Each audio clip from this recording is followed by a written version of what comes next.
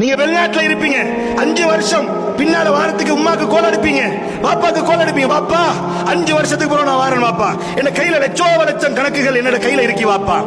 உங்களுக்கு என்ன வேணும்னு கேட்டா பாப்பாவினுடைய பதில் என்னவா இருக்குன்னு நினைக்கிறீங்க? பாப்பாவுடைய பதில் என்ன தெரியுமா? மகான் பரவாயில்லை, அல்லாட பாதுகாவல நீங்க வந்து சேருங்க மகன், அதுக்கப்புறம் மிச்சத்தை பார்ப்போம்னு சொல்றாங்களே. இதுதான் தாயும் தந்தையும் சோதர்களே. இந்த பாசத்தை கடைசி வரங்காட்டி நாங்க விளங்கலையே, இந்த பாசத்தை கடைசி வரங்காட்டி நம்ம விளங்கலையே. ஆனால் நாங்க என்ன பண்றோம் தெரியுமா? நாங்க மருந்துக்கு சாப்பாடு கொடுத்துட்டு, மருந்துக்கு செலவு கொடுத்துட்டு இருந்தானே, செட்டு வாங்கி கொடுத்துட்டு இருந்தானே, சாரி வாங்கி கொடுத்துட்டு இருந்தானே, இது போதாத அவங்களுக்கு என்று கேட்கிறோம். அன்புள்ள சோதரர்களே, ஒரு தாயும் தந்தையும் உங்களிடத்திலிருந்து ஒரு பிள்ளை என்கிற அடிப்படையில் நம்மிடத்தில் எதிர்பார்ப்பது எதை தெரியுமா? ஒரு தூரத்தில் இருக்கிற பிள்ளைகள் சின்ன வயசுல நீங்க தாத்தா தங்கச்சி நானா தம்பி என்று சொல்லி ஒரு வீட்டுக்குள்ளுக்க ஓடி விளையாடுகிற காலப்பகுதியில எப்படி வாழ்ந்தீங்க தெரியுமா?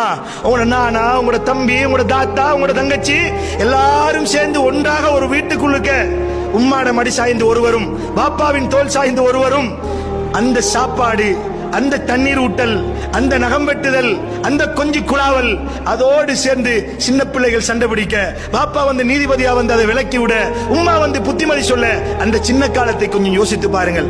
அதுபோல் தான் வயது முதிர்ந்து தள்ளாத வயதில் பல்விழுந்த கிழவனாய் இருக்கிற பொழுது உங்களுடைய தாயும் தந்தையும் எதிர்பார்ப்பது அந்த ஒன்றைத்தான் சோதரர்களே.